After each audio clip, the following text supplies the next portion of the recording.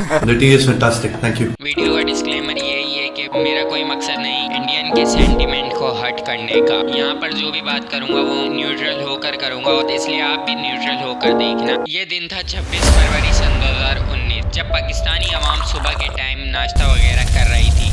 तो सुबह की न्यूज़ से ये पता चलता है कि उनके उठने से पहले ही इंडिया ने पाकिस्तान पर हमला कर दिया है। इंडियन एयरक्राफ्ट LOC की खुल्लम खुल्ला खिलाफ वर्जी करते हुए पाकिस्तान में दाखिल होते हैं, और जब पाकिस्तानी फौज हमला करती है तो वो भाग जाते हैं। लेकिन आखिर ये जंग हुई क्यों, आज मैं आपको डिटेल के साथ बताऊंगा, वो भी एक एक चीज। ये बात है 14 फरवरी की, जब इंडियन आर्मी के सोल्जर की एक बस जा रही थी जिसके ऊपर खुद खुश हमला होता है। उसमें 40 इंडियन फौजी जवान जो हैं वो जहां भाग हो जाते हैं। इस पर इंडिया ने बिना इन्वेस्टिगेशन किए, बिना कोई सबूत पेश किए सीधा सीधा इल्जाम पाकिस्तान पर लगा दिया, और अगले ही दिन उनके प्राइम मिनिस्टर नरेंद्र मोदी ने पाकिस्तान को खुल्लम खुल्ला धमकी लगाते हुए ये कहा कि इंडिया पुलवामा का बहुत ही स्ट्रॉन्ग जवाब देगा। फिर पाकिस्तान ने भी ट्विटर पर ट्वीट किया कि अगर तुम हमारे ऊपर इल्जाम लगा रहे हो तो उसका कोई एविडेंस तो होगा, तो उसकी रिपोर्ट हमारे सामने पेश करो। लेकिन कुछ भी एविडेंस पेश नहीं किया गया, क्योंकि कोई एविडेंस था ही नहीं, बस इल्जाम लगाया था। तो उसी वक्त सन 2019 के फरवरी में PSL भी चल रहा था, तो इंडिया ने अपने देश के अंदर PSL की ब्रॉडकास्टिंग बंद कर दी। इंडिया की ये सब चीजें साफ साफ शो कर रही थी कि इंडिया सिर्फ और सिर्फ एग्रेसिव मोड में है और हमला करने के मूड में है। पाकिस्तान को ये बात समझ आ गई थी, तो उन्होंने 18 फेब को इंडिया से अपने हाई कमिश्नर को वापस बुला लिया। हाई कमिश्नर को वापस बुलाने के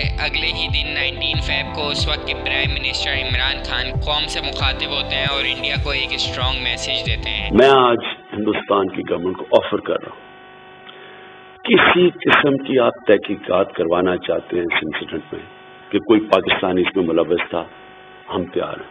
अगर आप ये समझते हैं कि आप पाकिस्तान के ऊपर कुछ किसी किस्म का हमला करेंगे, पाकिस्तान रिटेलिएट करने का सोचेगा नहीं, पाकिस्तान रिटेलिएट करेगा। इमरान खान के इस मैसेज के बाद यूनाइटेड नेशन इस मामले में कूदता है और दोनों कंट्री को तहम्मुल का मुजाहरा करने का कहता है। चाइना भी बयान जारी करता है कि ये मामला आगे मत बढ़ाओ, बस खत्म कर दो।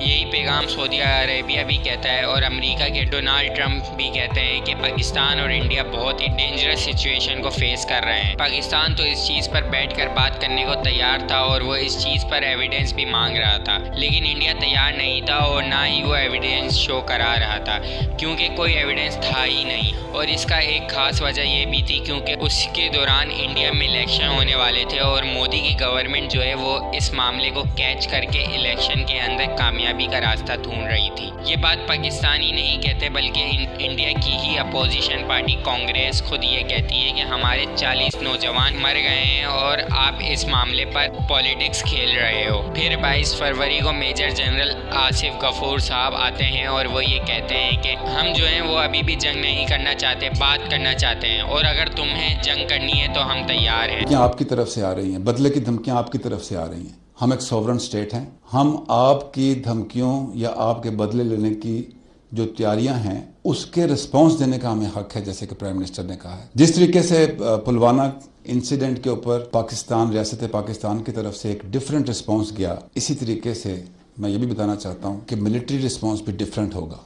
हमने 70 साल आप ही को पढ़ा, आप ही को देखा, आप ही के लिए कैपेबिलिटी तैयार की और रिस्पांस भी आपके लिए। और इसके बाद आर्मी चीफ जनरल बाजवा ने LOC की विजिट करते हुए साफ साफ कहा कि किसी भी मिशन का सोचना भी मत, हम जो है बिल्कुल रेडी हैं, तुम्हें मिशन करने नहीं देंगे, और आप कर भी लोगे तो उसका ऐसा जवाब मिलेगा कि आप सदियों तक भूलोगे नहीं। इंडिया को बार बार बात करने की दावत देने के बावजूद और 26 फरवरी सन 2019 को आज 4:42 के वक्त जब उन्होंने LOC वायलेशन की और पाकिस्तान पर हमला कर दिया। इसी सारे मामले में होता ये है कि इंडिया के कुछ एयरक्राफ्ट LOC को वायलेंस करते हुए पाकिस्तान में घुसते हैं। पाकिस्तानी एयरफोर्स फौरन से रिस्पॉन्स करती है, जिससे इंडियन एयरक्राफ्ट वापस की तरफ भागते हैं, और तेजी से भागने के लिए इंडियन एयरक्राफ्ट पेलोड और जिसके अंदर जेट फ्यूल होता है उनको छोड़कर भागते हैं। वो सब जो है वो ओपन एरिया में गिरते हैं, जिससे 2-3 दरख्त गिर जाते हैं और एक कौवा शहीद हो जाता है। जी हाँ, पाकिस्तान का एक कौवा शहीद हो जाता है। इस इसी सारे मामले को इंडिया ने एक विक्ट्री बना के पेश किया कि भाई हमने पाकिस्तान के अंदर घुसकर 250 से 300 दहशतगर्द को मार दिया। पाकिस्तान ने उस वक्त क्या किया कि लोकल मीडिया और इंटरनेशनल मीडिया को बुलाकर दिखाया कि ये वो जगह है जहां 250 से 300 दहशतगर्द मारे हैं। आप खुद देख लो, यहाँ सिर्फ और सिर्फ एक कौवा शहीद हुआ है, क्योंकि पाकिस्तानी आर्मी और गवर्नमेंट ने पहले ही कह दिया था कि हम हमला करने का सोचेंगे नहीं बल्कि हमला करेंगे। मेजर जनरल आसिफ गफूर ने इस हमले के बाद कहा कि अब हमारी बारी है, wait for our response.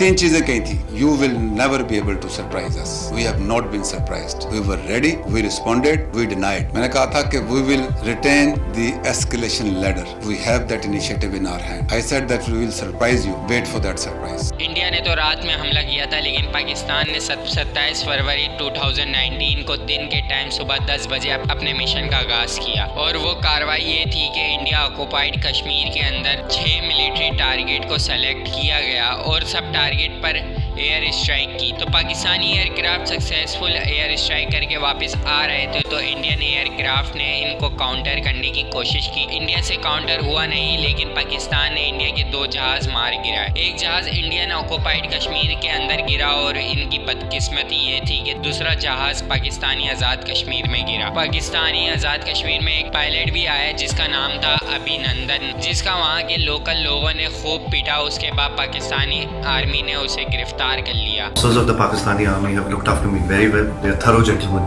I hope you like the tea. The tea is fantastic. Thank you. इस पर फिर इमरान खान ने कहा, हमने आपको जवाब दे दिया है, हम अभी भी बात करने को तैयार हैं, आप अभी भी बात रफा दफा कर सकते हो। और फिर अपनी रिस्पॉन्सिबिलिटी को पूरा करते हुए अभिनंदन को इंडिया वापस कर दिया। का पायलट हमने पकड़ा हुआ है। हम एज ए पीस जेस्टर हम उसको कल रिहा करने लगे हैं हिंदुस्तान को वापस।